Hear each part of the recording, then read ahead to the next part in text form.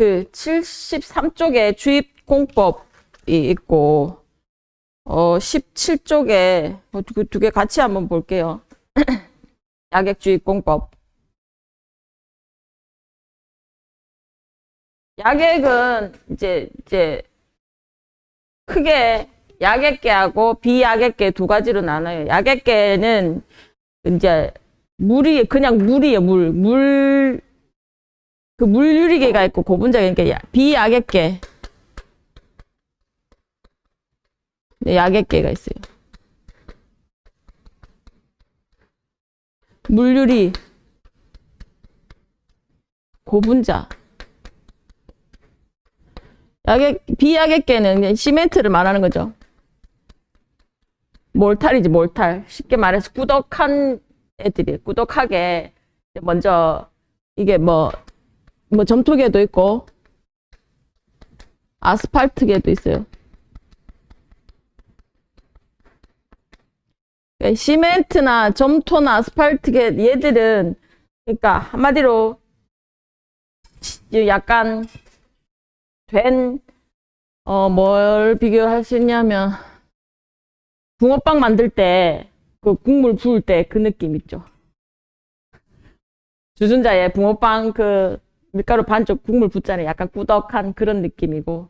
이쪽은 물유리계, 고분자는 물유리계는 뭐냐면, 그냥 액체. 액체인데, 그냥 그 섞을 때 보면 액체인데, 석영 같은 종류가 뭐 있습니까? 여기는 안 나와 있네.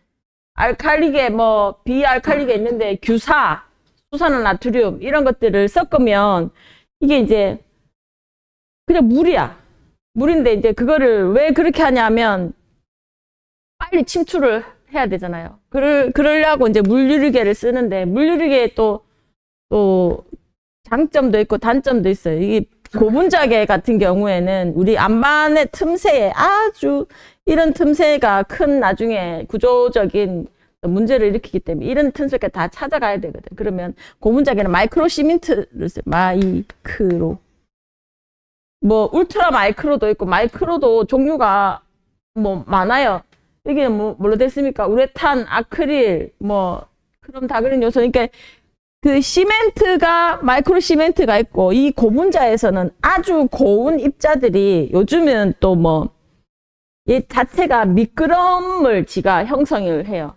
가면서 미끄러지면서 들어가는 거야.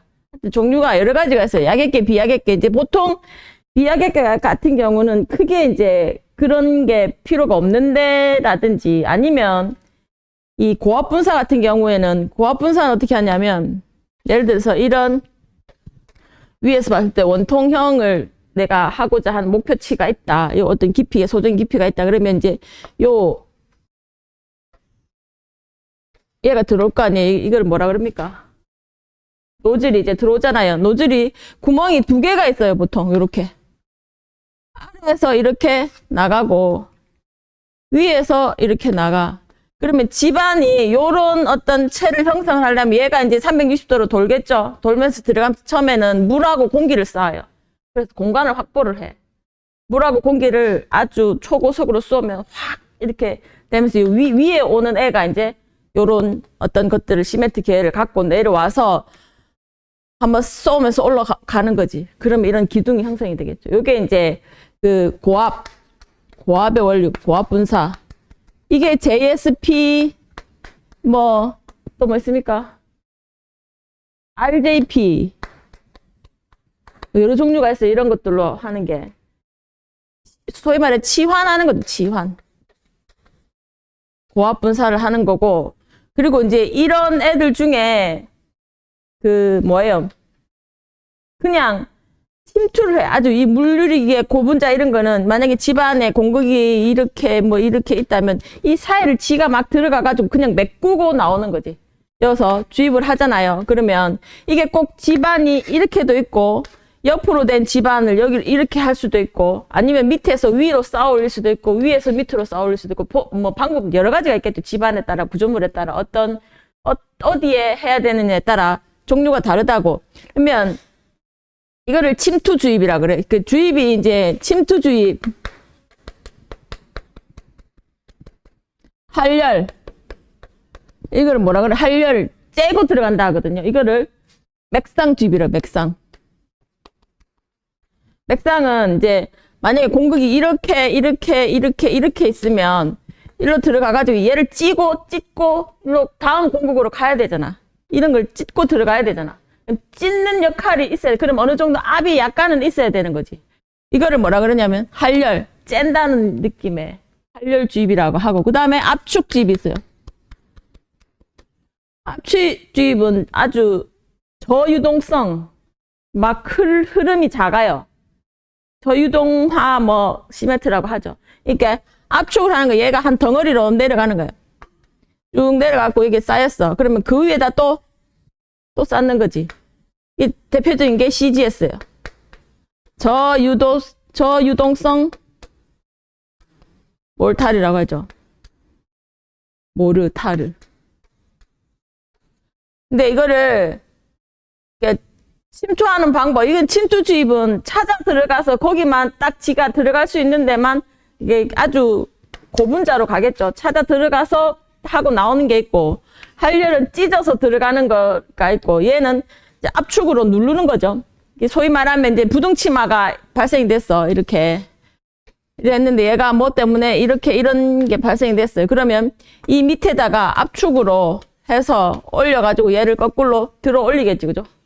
이런 방법으로 한다든지, 종류는 여러 가지가 있어요. 그림은 내가 그리고 싶은 만큼 그릴 수 있어요. 진짜 터널을 하다 보면 기존 구조물하고 어떻게 간섭이 돼가지고 거기를 딱 먼저 고정을 시켜놓고 한다든지, 아니면 위에 뭐가 쏟아질 것 같으니까 받쳐놓고 한다든지, 옆에 뭘 막고 한다든지, 종류는 여러 가지로 그릴 수가 있어요. 근데 일단은 종류가, 이런 종류를 내가 어디에다가 갖다 넣느냐, 그거예요. 그 다음에 이제 압축주입 말고 치환주입이라고 하죠. 이게 뭐다? 이 고압분사로 하는 게 요렇게 이제 채워 넣는 거지. 그림을 그려요. 침투주입, 할열, 째서 들어간다는 거, 압축, 치환, 이렇게 그릴 수 있어요. 보면 17페이지에 보면 제가 잘 그려놨어요. 근데 이제 공법이에요. 이거는 공법. 종류가 그냥 이렇다라는 건데 수많은 다양한 공법들이 있어요. 근데 내가 이제 약액 주입이 문제가 나오면 대표적으로 이걸 그려주는 거야. 이거는 어디 갖다 쓸 건지는 또 이제 예를 들어서 하는 거고, 그 다음에 이제 주입 방법. 공법이 중요하지만 주입 방법이 중요하죠. 겔타임을 기준으로 1.0 샷이 있고 1.5가 있고 2.0이 있어요. 1.0 샷 같은 경우에는 한 20분 이상 있다가 고결화되는 거고, 1.5 같은 경우는 20분 이내, 2.0은 빠르게는 10초 만에도 고결이 됩니다. 몇 초 만에, 단 몇십 초 안에 고결이 되는 거. 1.5, 1.0, 1.5, 그러니까 뭐냐면 얘는 1.0 샷 같은 경우는 20분 동안 고결이 안 되니까 노즐을 하나로 간다고. 노즐을 하나로 이렇게 가요. 여기로 넣어가지고 어디까지 노즐 모양은 다르겠지만 하나로 가서 이게 다 넣어가지고 가는 거고, 1.5 샷은 어느 깊이까지 두 재료가, 물하고 시멘트 두 재료가 따로 가. 어느 깊이까지 따로 Y형이 되겠죠. 물, 시멘트 따로 가서 여기서 합쳐져서 들어가는 거예요. 시간이, 여기 겔타임이 짧기 때문에. 그다음에 이 2.0 샷은 두 개가 가, 노즐이. 목표 지점에 가서 합쳐지는 거예요. 여기서 이렇게 같이 쌓아, 물하고 시멘트하고 저 끝에 가서 쏘는 거를 2.0 샷이라고 그러는데, 근데 겔타임에 따라서 지금 바로 굳어야 되는 거 하고, 그 어느 정도 찾아가서 굳어야 되는 거 하고 좀 조절을 해야 되겠죠. 이거를 주입 방법이라 그래, 주입 방법. 이거는 주입 공법이고, 방법이고. 이걸 구분해가지고 내가 좀 정리를 할 수 있어야 돼요. 그리고 주입 공법에서 약액에서 중요한 게 주입 방법, 주입 공법, 요렇게 비약액이냐 약액이냐 구분해 주는 거 하고, 네, 주입 공법, 주입 방법하고, 그다음에 이제 중요한 게 주입 앞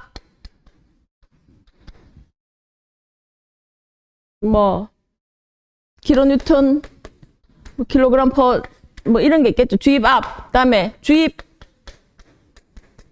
율, 얼마만큼 채울 건지, 주입량, 이걸 시험회에서 하죠. 요 하는 방법, 이게 구조물마다 뭐 다 다른 거고, 그 다음에 뭐 확인 방법.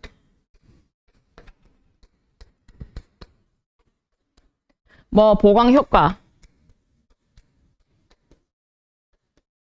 보통은 이제 안반에는 루전 테스트로 다 하는데, 안반에 루전 테스트 가지고 투수 시험이죠, 루전 테스트가. 그래서 이 안반이 투수성이 얼마나 돼가지고 그라우트를 쐈을 때 얼마만큼 그게 주입이 가능할까를 판단을 하고, 그 다음에 다 하고 나서 확인 방법도 루전으로 하죠. 근데 이제 우리 같은 경우에는 보통 집안에, 연약 집안이나 아니면 일반 집안에 아니면 어떤 구조물 사이에 보강 뭐를 하면은 그걸 확인하는 방법은 종류마다 다르겠지만, 예를 들어서 내가 경험한 걸로 말뚝이 이렇게 있다 보니까, 말뚝이 이게 2,500이에요, 구경이. 2.5m야. 2.5m를 여기 70m를 시공을 했어요. 하고 나니까 여기 지하수도 있고 뭐 잘못해가지고 여기에 이렇게 동공이 났어. 위에서 봤을 때 면적이 한 이 정도, 뭐 이 정도 이렇게 비인 거예요. 그럼 이 철근이 나오겠죠, 그죠? 그래서 진단해보니까 D가 나왔어, D. A, B, C, D, F 중에 D가 나와가지고, 이 말뚝 이러면 못 쓴다. 이래가지고 어떻게 했냐면, 이 말뚝에서, 이거를 확인하기 위한 보링을 몇 군데 이렇게 했거든요. 이게 몇 개를 더 했어요. 더 하고, 이 가쪽에다가 다, 그로팅을 다 했어요. 그래서, 아니, 시멘으로 그냥 다 바른 거지. 그래서 확인을 하려고 보링을 하고 그것도 메웠는데, 어쨌든 내가 집안 보강을 하려면 보링하는 게 제일 좋죠? 깔끔하죠? 보링 해가지고, 이 전체 이제 시료가 나오니까, 시료 딱 떠보면은, 보링은 이렇게 두껍지는 않잖아. 한 5cm 정도, 7.5cm 가지고 하면 그 보링이 5cm 정도 나오거든요. 그거 가지고 이제 판단은 가능해요. 그래서 확인 방법이 이렇게 하는 방법도 있고, 구조물 사이에는 이렇게 할 수가 없잖아요. 그때는 초음파로도 할 수도 있고, 우리 말뚝에 하는 방법이 뭐예요? 건전도 시험하죠, 건전도. 건전도가 어차피 초음파 시험이거든. 이런 방법으로, 그리고 TSP 같은 이런 걸로도 하고, 안반은 보통 루전으로 하고, 이런 것들은 내가 거기에 적소적게 맞게 갖다가 답을 쓸 수가 있어야 되죠, 그죠? 18쪽에 보면 뭐 침투주의, 맥상주의, 압축주의, 충전주의, 주입 방법 있고, 적용 범위에 보면은 흑막이, 히빙 방지, 언더피닝, 토류벽의 차수, 말뚝 기초, 지지력 보강, 댐, 터널, 제방, 지수, 터널 북락 방지, 뭐 이런 것들이 종류가 엄청 많죠. 그 다음에 설계 절차에 보시면 고려사항에는 대상 집안의 토질과 지하수를 먼저 고려를 해야 되고, 물리 특성, 함수비, 입도 분석, 뭐 투수성 이런 거 다 강도 특성, N치, C 파일값 먼저 다 이렇게 조사에 들어가는데, 이런 것들이 주어져야 내가 뭐 어떤 공법을 쓰고 뭘 쓰고 이게 선택이 되겠죠, 그죠? 주입률이라는 게 있어요. 주입률은 강국률에다가 충전율을 곱해서 손실 계수를 거기다가 더해서 곱해 준 거죠. 대상 최적에다가 그러면 Q 값이 나오겠지. 주입률, 이 보정 계수 이게 곱하기 최적하면 Q 값이 나오는 거예요. 이 주입률에는 N 값, 강국률 1 플러스 베타, 요게 손실률이라고 했죠. 손실계수. 이렇게 해서 주입비는 D15분의 G85인데 G85. G. 이게 무슨 말이에요? 이게 15배보다 커야 된다.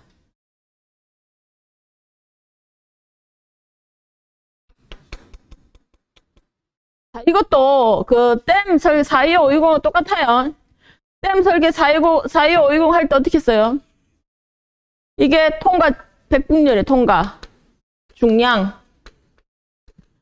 백분율인데, 이게 50, 85, 15 가지고 이렇게 했잖아요, 그죠? 이거는 무슨 말이냐면 G85 그라우트 제 아까 물유리개 무슨 여기 고분자개 있으면 그 마이크로소프트의 그라우트의 있는 직경 85는 그 주변의 골재, 예를 들어 이게 안반이어도 그 사이에 이게 골재 간격이겠죠. D15 골재 그 15%에 지나가는 요거. 그러면 여기는 이거는 이거의 몇 배? 15배. 15배보다 커야 된다 그랬어요. 그러면 얘가 여기 있으면 D80은 이쯤 있어야 되겠지. 입경이 이게가 큽니다. 이게가 작아요. 이건 입경이고 통과 중량 100분율에 이거 입도 가적 곡선을 그려야 되는 거예요. 그러면 G85 그라우트제의 직경 85%가 이쯤 있으면 얘는 이만큼 더 가야 된다는 거지. 이게 그라우트제고 얘가 입경이야. 그럼 85%의 요거는 요 범위는 이 15%의 범위가 15배보다 커야 된다 이 말이에요. 무슨 말인지 이해가시죠? 골재가 이렇게 있으면 이 그라우트가 마음대로 다니려면 이 골재 사이 15배를 이상 큰 걸로 해야 된다. 그라우트제가 작아야 된단 말이죠. 골재 사이를 뚫고 지나가야 된단 말이에요. 댐 설계하고 똑같이 입도 가적 곡선을 그려가지고 그러니까 이렇게 범위를 요거를 해서 그려주세요. 댐도 그렇게 반드시 요거를 그려주세요. 요거를 말로만 쓰지 말고. 그라우트 배합 목적에 따라 배합비 선정 분명히 만약에 심층 혼화 처리 공법이 나왔다. 그건 DCM이죠. 나왔어. 이 공법. 뭐 CGS가 나왔어. 이런 게 문제로 나오면 이런 것들을 다 써주되 이건 DCM은 그거 중에 뭐다. CGS는 그거 중에 뭐 압축 주입이다. 써주되 사전 이런 거를 꼭 써주세요. 사전 시험 배합 시험 배합을 하고 이거를 가지고 요 배합비를 가지고 이 배합비를 가지고 현장 배합을 해줘야 돼. 이걸로 시공을 해야 되거든요. 이걸로 시공을 할 수가 없어요. 아시죠?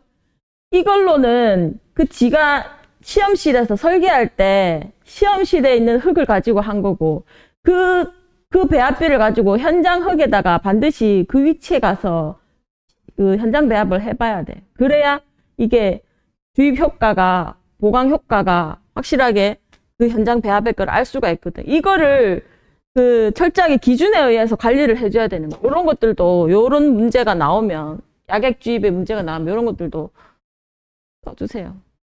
시공 절차 뭐 현장 시험 주입 시험 시공 후 시험 시공하는 거지. 시험 시공 현장 배합이 시험 시공 현장 배합을 가지고 현장 시험실에서 현장 배합을 한 다음에 그 배합비로 시험 시공을 먼저 한번 항공해보고 하는 거죠. 그 순서대로 효과 판정 주입량 주입압 호화체 치유 강도 시험, 투수개수 이용 차수 판정을 하고 문제점은 불확실성이죠. 집안 계량 효과가 원하는 부위에 원하는 최적, 원하는 강도 치수 이런 걸 했는지 불확실하다는 거죠. 주입제 내구성, 환경, 용탈, 그럼 유가 등 이런 문제, 환경적인 문제가 있고 맥상 주입에 의한 수압 파쇄, 할열 주입이 만약에 할열 주입 같은 경우는 찍고 들어갔는데 다른 집안까지 찍고 나오는 수가 있어요. 고압 분사에 의한 매립층 효과가 감소되고 일반전들이 고압 분사는 진짜 조심해야 되는 게 그거 하다가 이게 진짜 압이 진짜 세거든요. 이거 그 옆에 어떤 구조물이 있어도 손상을 입어.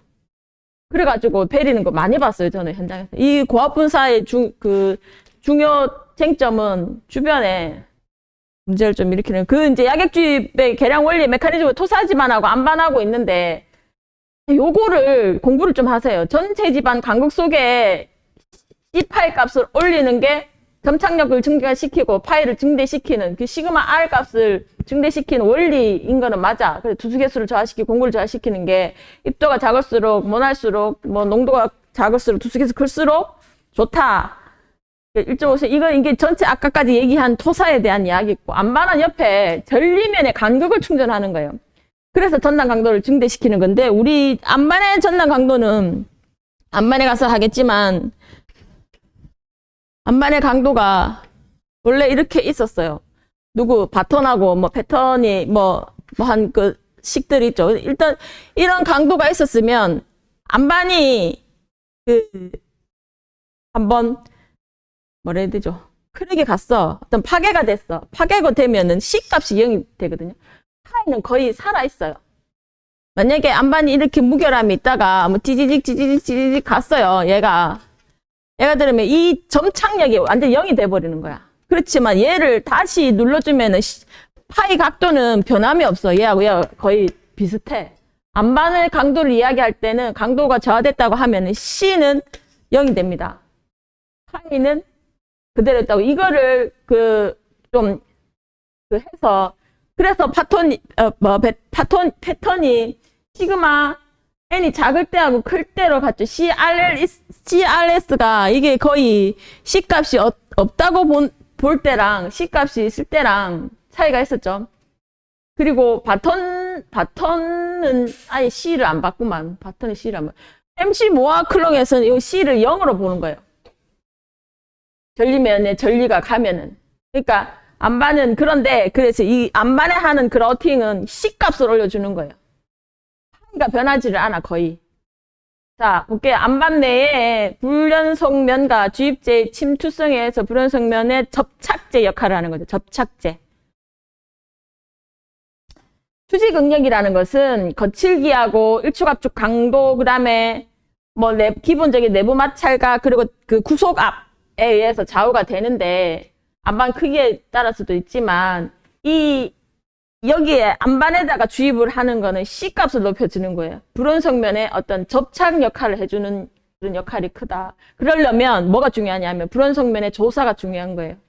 이 안반에다가 내가 주입을 하려고 치면 어떤 전리 방향과 어떤 전리 크기와 뭐 어떤 성질이 있는지를 불연속면의 속속들이 다 조사해야지 안반 그라우팅 설계를 하는 거지. 맨 밑에 보면 불연속면의 충전, 봉합 효과를 해서 공학적인 성질을 개선한다고 돼 있죠.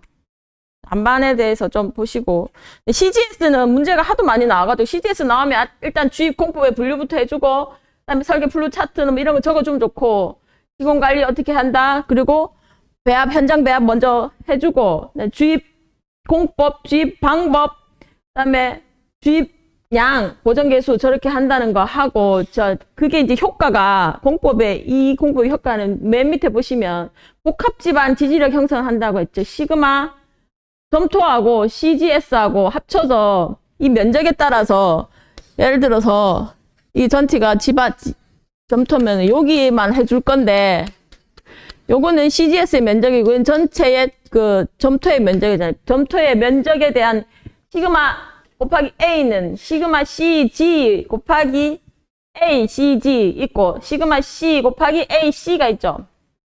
그러면 여기는 이거는 뭐예요? AC겠지. AC 곱하기 시그마 C 점토의 응력, 점토의 면적 곱하기 요거는 뭐 CGS의 면적 ACG, CGS의 응력을 곱하면 전체 그래서 이게 뭐다? 복합 집안 형성을 한다는 거. 이게 대한 감소계수 뭐 그런 게 있어요. 그 밑에 23쪽에 그림들 있죠. 예를 들면 구조물, 부등치마라든지 터널 위로 상부로 그 옆에 무슨 건물이 들어설 때 그리고 저거는 뭐냐면 안벽 우리 어떻게 하냐면 우리 보통 예를 들어서 준설을 한다고 해도 이런 식으로 합니다. 여기에 이게 어떤 여기 같으면 여기 기초가 먼저 되고 여기 안벽이 쓰겠죠. 그러면 여기에 사석을 채우죠. 그죠?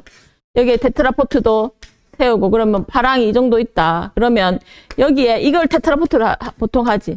그리고 여기 뒤에 사석을 여기 채우고 사석을 종류별로 채우고 이렇게 해서 물이 파랑이 들어왔다가 나가도 물이 빨리 빠져나가게끔 설계를 하잖아요. 근데 여기에 이 사석 보호하기 위해서 CGS를 위에다가 해. 이거 뭔지 아세요? 내가 제주도에 여행을 갔더니 바닷가 해안 도로가 있고 이제 마을이 이렇게 있는데 여기에 이제 현무암들이 막 이렇게 있어요. 근데 요 도로에 이 현무암들이 다 이렇게 일렬로 세워져 있더라고. 이 차로도 좁은데 이거 왜 이래 놨어요 이랬더니 이 무거운 걸 이따가 들다가 왜 그래 놨다 그랬더니 이게 태풍이 오면 여기에 있는 현무암들 다 올라와 일로. 이 마찬가지로 이게 태풍이 큰 게 오면 이 테트라포트가 무너지든지 이 요동을 치는 거예요. 그걸 보호하기 위해서 테트라포트 사석을 보호하기 위해서 이 위에다 CGS를 한답니다. 뭐 이런 종류들이 있어요. 부등치마, 각변이 그다음에 부등치마 같은 경우에는 그 건물에 또 그렇지만 우리 비탈면에 이만큼의 안반이 있는데 우리가 이렇게 성토를 한다면 여기에 부등치마가 발생되겠죠. 그럼 이 밑에다가 뭔가 보강을 해줘야 되겠지. 비탈면도 마찬가지고 이 위에 만약에 건물을 세운다 하고 해도 여기가 지반이 약해서 부등치마 발생할 수 있잖아요. 뭐 연약층은 뭐